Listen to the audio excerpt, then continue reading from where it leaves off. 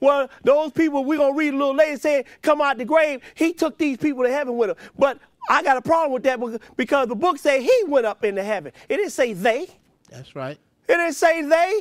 It said he went to heaven. But now, so he said he's going to change his vile body, change our vile body, and fashion it like unto his glorious body. So Jesus got another body in there. That means we got to have another body there too, right? Go ahead and read. According to the working whereby he is able even to subdue all things into himself. Let's go to Job, the 14th chapter. Now we're going to answer, Job going to answer his own question that he answered. Because he said he going to see the Lord in the latter day, right? So how is he going to do this? Job 14, and we're going to pick it up at verse 1. Read that verse 1. Man that is born of a woman is a few days and full of trouble. Now we know that to be true today because it ain't one thing, it's another, right? Skip down to verse 10. Skip down to verse 10. Go ahead. But man dieth and wasteth away. Yea, man give it up to ghosts. And where is he? As the waters. Now he said man gonna lie, he gonna die, he gonna give up the breath, and then where is he? That's a good question, ain't it? Go ahead and read. As the waters fell from the sea, and the flood decayeth and dried up. So man lieth down and rises not, till the heavens be no more. Well, he ain't gonna rise till the heavens be no more. So therefore we don't see nobody coming up out the grave going to heaven, right? That's right. Because he ain't gonna rise till the heavens be no more. But go ahead and read. They should not awake, nor be raised out of their sleep. They're not going to be awake or raised out of their sleep. So therefore, ain't no place down in this place called Sheol, right? That's where right. on one side is light and spring water, and on the other side is darkness and torment. Because that would mean they would be waking out of their sleep, wouldn't it? Whichever side they on. But go ahead and read. Verse 13.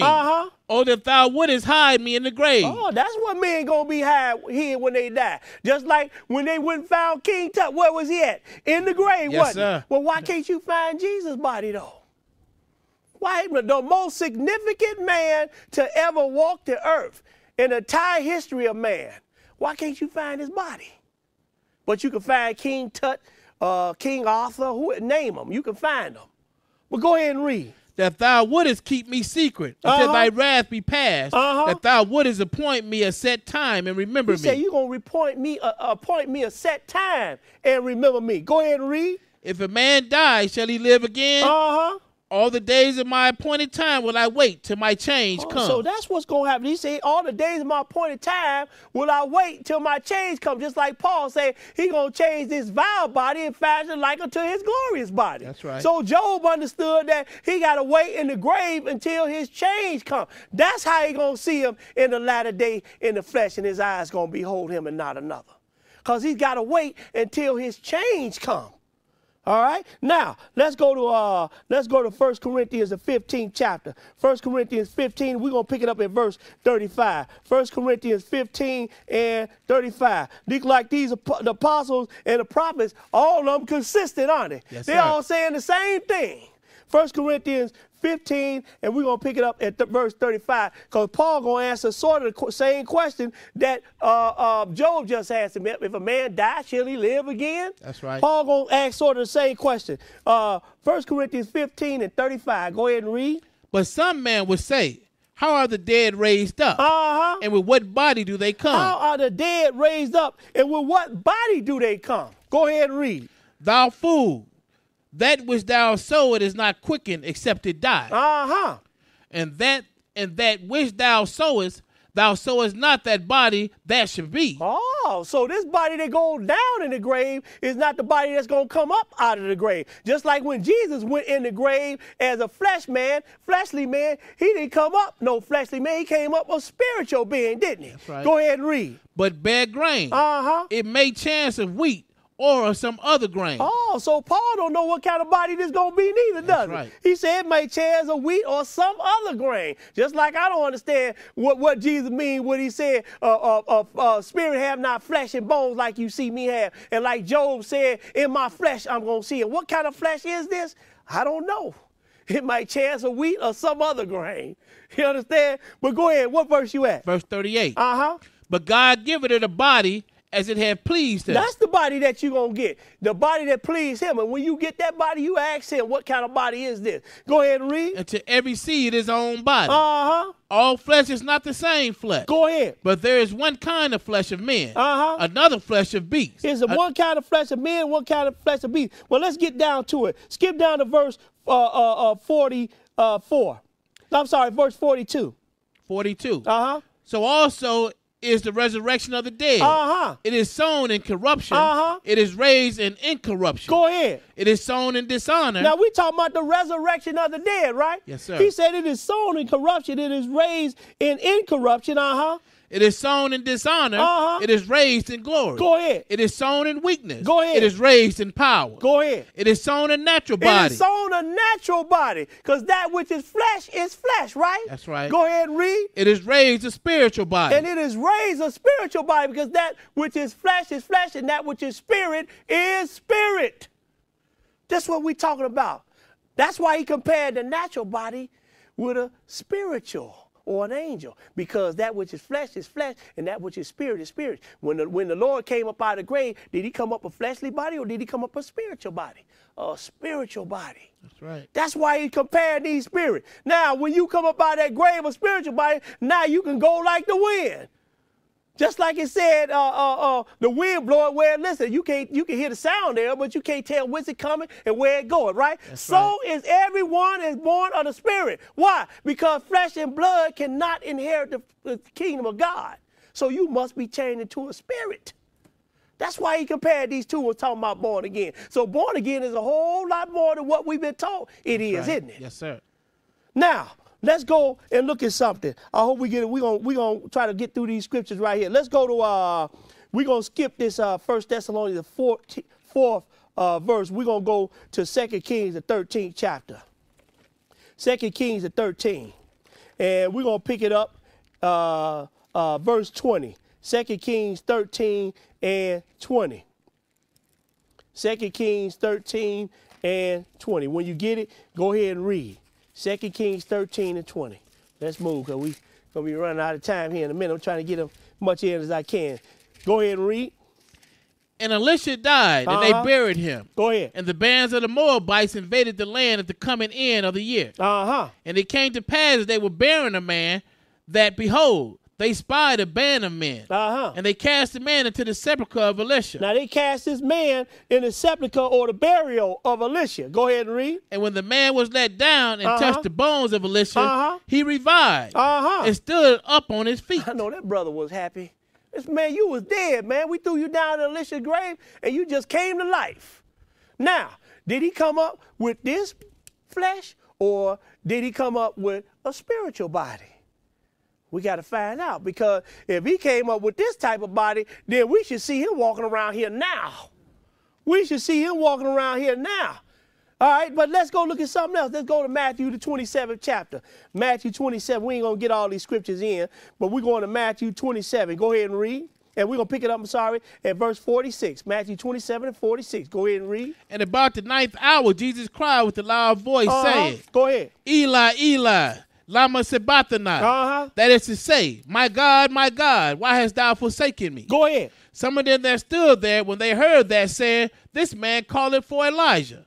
And straightway one of them ran and took a sponge and filled it with vinegar. All right, now let's get straight to it. Just skip down to verse 51. And behold, the veil of the temple was rent in twain. Now Jesus died, the veil of the temple was rent in twain. It signified no more animal sacrifice. Go ahead and read. From the top to the bottom. And the earth did quake. And the rocks rent. Go ahead. And the graves were open. What happened? And many bodies of the saints which slept arose. And came out of the graves after his resurrection. And went into the holy city and appeared unto many. Now they appeared unto many. Why we don't see nobody coming up out the grave floating off to heaven and somebody was going to heaven? Like you see these people come out of the grave and was walking around in the city. Like you saw Jesus, 500 men saw Jesus. Why? Because they still in the grave. But did these people come up with this type of body or a spiritual body? Let's go find out. Let's go to 1 Corinthians 15th chapter and pick it up at verse 45. 1 Corinthians 15 and 45. Go ahead and read. And so it is written. The first man, Adam, was made a living soul. The last Adam was made a quickening spirit. Go ahead. Howbeit, that was not first which is spiritual, but that which is natural. Go ahead. And afterward, that which is spiritual. Go ahead. The first man is of the earth, earthy. That's the second Adam. man is the Lord from heaven. And as it is the earthly, such as they also that are earthy. Go ahead.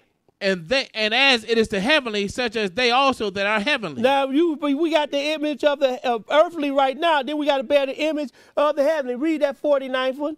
And as we have borne the image of the earthly, we shall also bear the image of the heavenly. If we bear the image of the earthly, we're going to also bear the image of the heavenly. Now, let's go to Luke, the 2nd chapter, and we're going to show you how simple born again really is. Luke 2, and we're going to pick it up at verse 4. Luke 2 and 4. We got to get these in. Luke 2 and 4. Go ahead and read.